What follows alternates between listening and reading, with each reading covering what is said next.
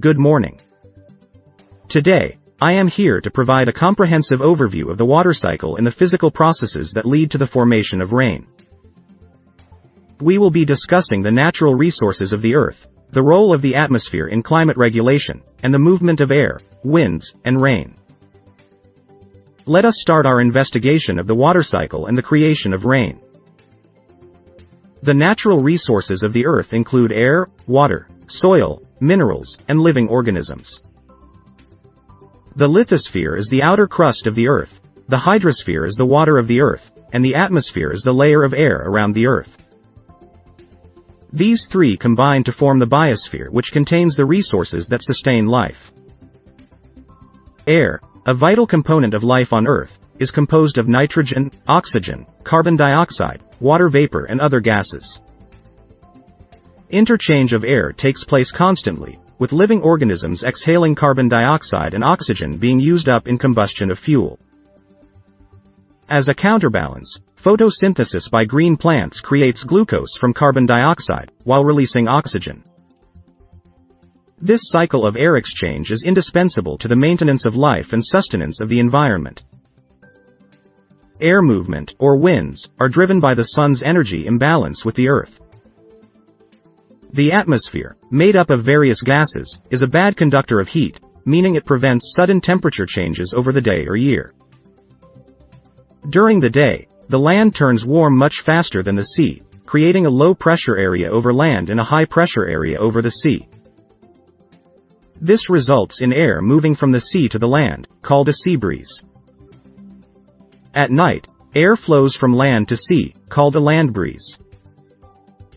Convection is another process which helps circulate air around the planet, distributing heat, moisture, and other gases from one area to the next. Rain plays an important role in the water cycle, where water evaporates from bodies of water, condenses into clouds, and then falls back to the ground as rain. This cycle is essential to driving the Earth's climate and is crucial for the survival of an ecosystem. Rain is a precious resource, providing water for plants and animals.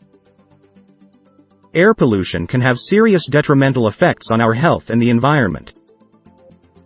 Fossil fuels burned release oxides of sulfur and nitrogen which dissolve in rain and form acid rain that can damage soil, plants, humans, and animals.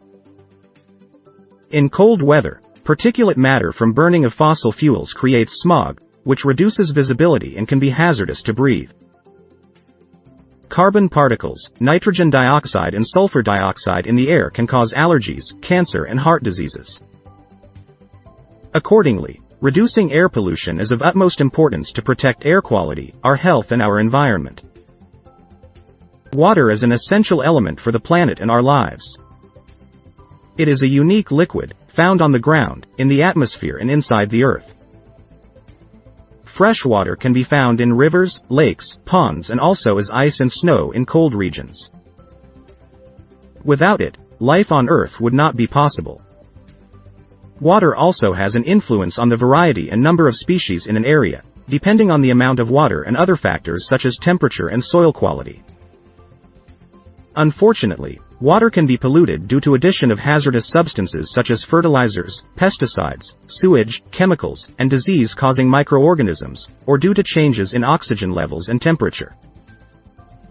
This pollution can have a negative impact on living organisms and must be addressed to ensure a healthy and balanced environment.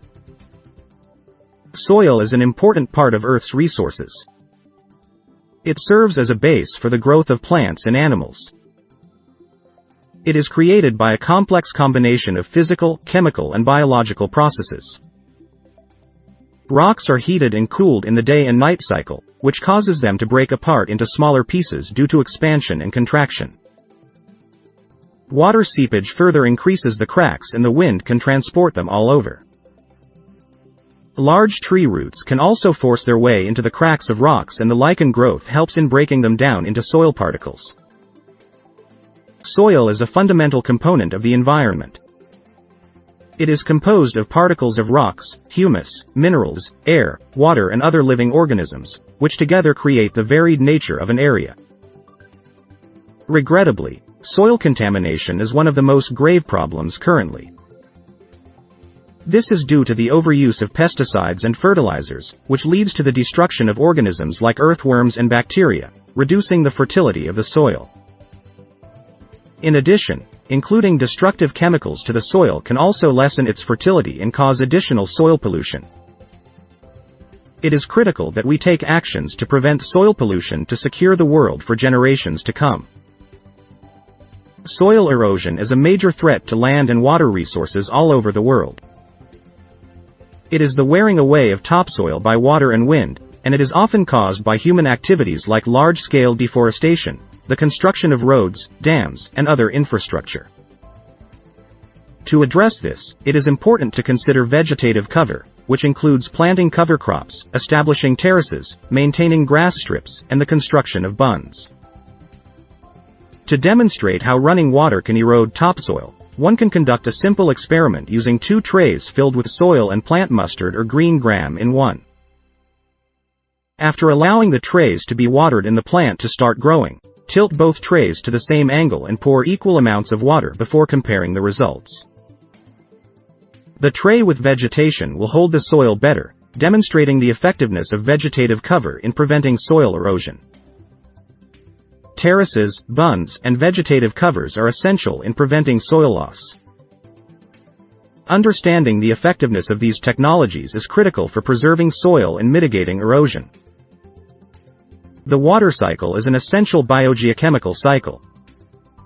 It facilitates the circulation of freshwater and ocean water across the globe. Water evaporates from the seas, ascends into the atmosphere, transforms into clouds, and falls back to the earth as precipitation.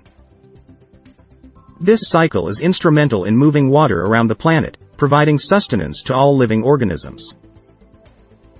The water cycle is driven by the sun, which heats the oceans and causes evaporation along with activating meteorological conditions such as storms. Eventually, the water cycle returns water to its source, enabling the maintenance of equilibrium between freshwater and seawater on the planet. Nitrogen cycle is a major process in the world as it assists in keeping the atmosphere balanced.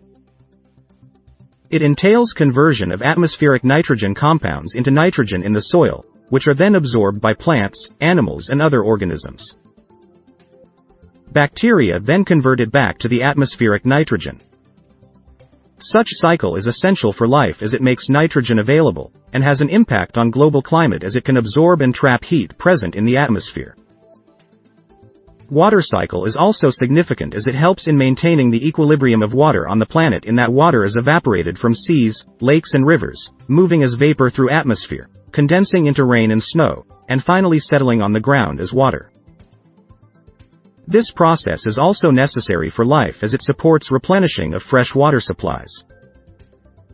Nitrogen is a vital component of life on Earth and is also present in the atmosphere as an important part of the nitrogen cycle.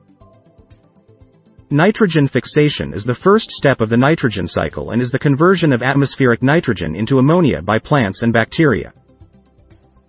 Nitrification then takes place, wherein ammonia is further converted into nitrates and nitrites by bacteria and fungi. These are then used by plants as a source of nutrition. Finally, nitrogen is returned to the atmosphere via denitrification, anaerobic respiration, and burning of fossil fuels, thus completing the nitrogen cycle. Carbon is exchanged continuously between the biosphere, atmosphere, lithosphere, and hydrosphere in the carbon cycle. Photosynthesis is the basis for this cycle, with plants transforming carbon dioxide into organic compounds. This is then ingested by animals and the carbon dioxide returns to the atmosphere. Fossil fuels, such as coal and petroleum, also release carbon dioxide. Carbonates, limestone, coal, petroleum, and exoskeletons of some animals contain carbon, which is needed in biological molecules such as carbohydrates, fats, proteins, vitamins, and nucleic acids.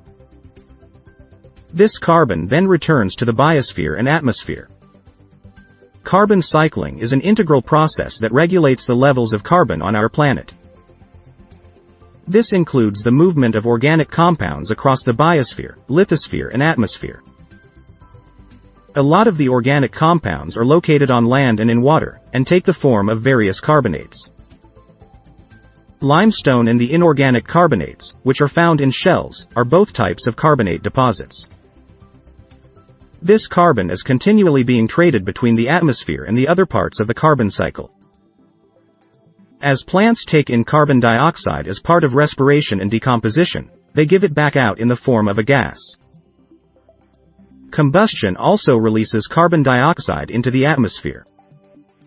All of these activities work together in order to maintain the delicate balance of carbon on our planet.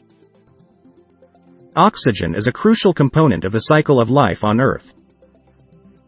Oxygen exists naturally in the atmosphere, where it is essential for respiration, combustion, and formation of oxides of elements. During photosynthesis, plants absorb carbon dioxide and sunlight to create glucose, which is both a source of energy and releases oxygen back into the atmosphere. This oxygen cycle is an ongoing process of oxygen entering the atmosphere from plants or animals, and then out again.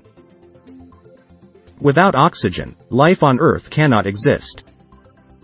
The greenhouse effect and ozone layer are critical in maintaining the climate and environment of our planet.